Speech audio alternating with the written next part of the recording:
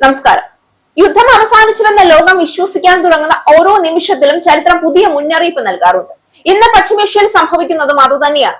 America Israel ആക്രമണങ്ങൾക്കും തിരിച്ചടികൾക്കും ശേഷം വെടിയൊച്ചകൾ കുറഞ്ഞെങ്കിലും യുദ്ധത്തിന്റെ യഥാർത്ഥ അഗ്നി ഇപ്പോഴും കെടുത്തപ്പെട്ടിട്ടില്ല.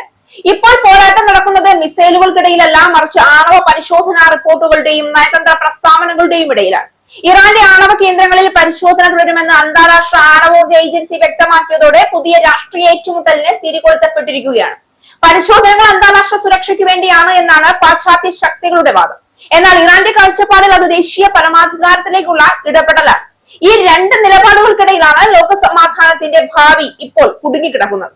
ഇറാനും അന്താരാഷ്ട്ര ആണവോർജ്ജ ഏജൻസിയും തമ്മിൽ ആണവ പരിശോധനയെ ചൊല്ലി വാക്പോര് രൂക്ഷമാകുന്നു എന്നാണ് റിപ്പോർട്ടുകൾ. ഇറാന്റെ ആണവ നിലയങ്ങളിൽ കർശന പരിശോധന നടത്തുമെന്ന അധ്യക്ഷൻ റാഫേൽ മരിയാനോ ഗ്രോസിയുടെ പ്രസ്താവനയാണ് ഇറാന്റെ കടുത്ത അതൃപ്തിക്ക് കാരണമായത്. ആണവ പരിശോധനകളുടെ മറവിൽ ഇസ്രായേലിന് രാജ്യത്തിന്റെ സുപ്രധാന രഹസ്യങ്ങൾ ചോർത്തി നൽകാൻ അനുവദിക്കില്ല എന്ന് ഇറാന്റെ ഔദ്യോഗിക സർക്കാർ മാധ്യമമായ IRIB വ്യക്തമാക്കിയിരുന്നു. US പ്രസിഡന്റ് ഡൊണാൾഡ് ട്രംപും ഇറാൻ പ്രസിഡന്റ് മസൂദ് പെസഷ്കിയാനും തമ്മിൽ അടുത്തിടെ ഒരു താൽക്കാലിക സമാധാന കരാർ ഒപ്പുവെച്ചിരുന്നു. 60 ദിവസത്തെ ഈ താൽക്കാലിക ഉടമ്പടി പ്രകാരം ഇറാന്റെ ആണവ സാമഗ്രികൾ അന്താരാഷ്ട്ര ആണവോർജ്ജ ഏജൻസിയുടെ നിരീക്ഷണത്തിലായിരിക്കുമെന്ന് വ്യക്തമാക്കുന്നു.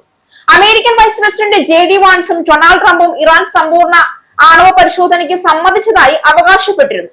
ഇറാൻ തങ്ങളുടെ ആണവ നിലയങ്ങളിൽ അന്താരാഷ്ട്ര പരിശോധനകൾക്ക് സമ്മതിച്ചിട്ടുണ്ട് എന്നായിരുന്നു US പ്രസിഡന്റ് ഡൊണാൾഡ് ട്രംപിന്റെ അവകാശവാദം. എന്നാൽ ഐക്യരാഷ്ട്രസഭയുടെ ആണവ നിരീക്ഷണ ഏജൻസിയുമായുള്ള സഹകരണം നിലവിലുള്ള ചട്ടങ്ങൾക്കും നടപടിക്രമങ്ങൾക്കും വിധേയമായി മാത്രമേ തുടരുള്ളൂ എന്നാണ് ടെഹ്റാൻ ആവർത്തിക്കുന്നത്. പശ്ചിമേഷ്യയിൽ നടന്ന സമീപകാല യുദ്ധം ഒരു കാര്യമാണ് തെളിയിച്ചത്. അമേരിക്കയും ഇസ്രായേലും സൈനിക ശക്തിയിൽ മേൽക്കൈ പുലർത്തുന്നുണ്ടെങ്കിലും ഇറാനെ പൂർണ്ണമായി തകർക്കാൻ അവർക്കായിട്ടില്ല. അതേസമയം ഇറാനും തന്റെ ശക്തി പ്രകടിപ്പിച്ചുവെങ്കിലും സാമ്പത്തികമായും നയതന്ത്രപരമായും വലിയ സമ്മർദ്ദം നേരിടുകയാണ്.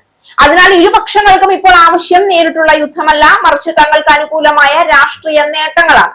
ഇവിടെയാണ് IAEA പരിശോധനകൾ നിർണായകമാകുന്നത്. പരിശോധനയിൽ ഇറാന്റെ ആണവ പദ്ധതികളെ കുറിച്ച് പുതിയ സംശയങ്ങൾ ഉയർന്നാൽ അമേരിക്കയ്ക്കും ഇസ്രായേലിനും വീണ്ടും കടുത്ത നടപടികൾക്ക് ന്യായീകരണം ലഭിക്കും. മറുവശത്ത് പരിശോധനകൾ സുതാര്യമായി പൂർത്തിയാക്കുകയും ഗുരുതര കണ്ടെത്തലുകൾ ഉണ്ടാകാതിരിക്കുകയും ചെയ്താൽ ഇറാൻ വലിയ നയതന്ത്ര വിജയം നേടും. അതുകൊണ്ട് തന്നെ ഈ പരിശോധന വെറും സാങ്കേതിക പ്രക്രിയയല്ല, ഭാവിയിലെ രാഷ്ട്രീയ ശക്തി സമവാക്യങ്ങളെ നിർണ്ണയിക്കുന്ന പോരാട്ടമാണ്.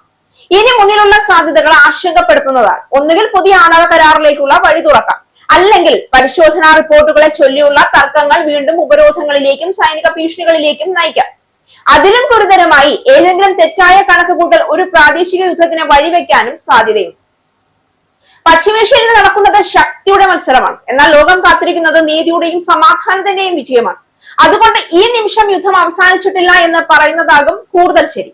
യുദ്ധത്തിന്റെ രൂപം മാത്രമാണ് മാറിയിരിക്കുന്നത്. മിസൈലുകളുടെ പുക മാറിയ സ്ഥലത്ത് ഇപ്പോൾ സംശയങ്ങളുടെ മൂടൽമഞ്ഞാണ് നിറഞ്ഞിരിക്കുന്നത്.